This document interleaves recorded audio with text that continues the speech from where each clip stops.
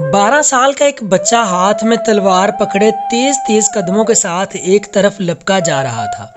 دھوپ بھی خاصی تیز تھی، بستی میں سناٹا طاری تھا۔ یوں لگتا تھا جیسے اس بچے کو کسی کی پرواہ نہیں۔ لپکتے قدموں کا رخ بستی سے باہر کی طرف تھا، چہرہ غصے سے سرخ تھا، آنکھیں کسی کی تلاش میں دائیں بائیں گھوم رہی تھیں۔ اچانک ایک چٹان کے پیچھے سے ایک سایہ لپکا۔ بچے نے تلوار کو مضبوطی سے تھام لیا۔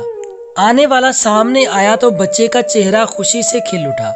ہاتھ میں تلوار اور چہرے پر حیرت اور مسرت کی جلملاہٹ دیکھ کر آنے والے نے شفقت سے پوچھا، میرے پیارے بیٹے، ایسے وقت میں تم یہاں کیسے؟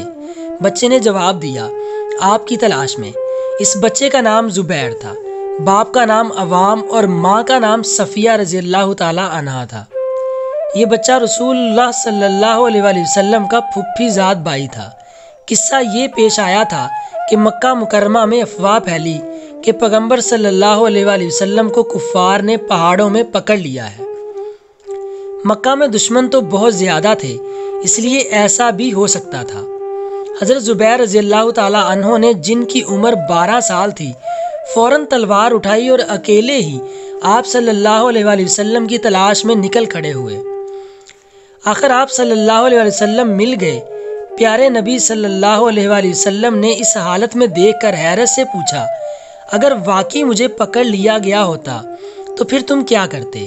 اس 12 سالہ بچے نے جواب دیا، میں مکہ میں اتنے قتل کرتا کہ ان کے خون کی ندیاں بہا دیتا اور کسی کو زندہ نہ چھوڑتا۔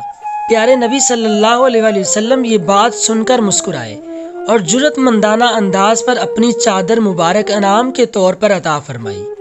اللہ تعالیٰ کو یہ ادا پسند آئی۔ جبرائیل علیہ السلام آسمان سے نازل ہوئے اور عرض کیا کہ زبیر کو خوشخبری دے دیں کہ اب قیامت تک جتنے لوگ بھی اللہ کے راستے میں تلوار اٹھائیں گے، ان کا ثواب زبیر کو بھی ملے گا۔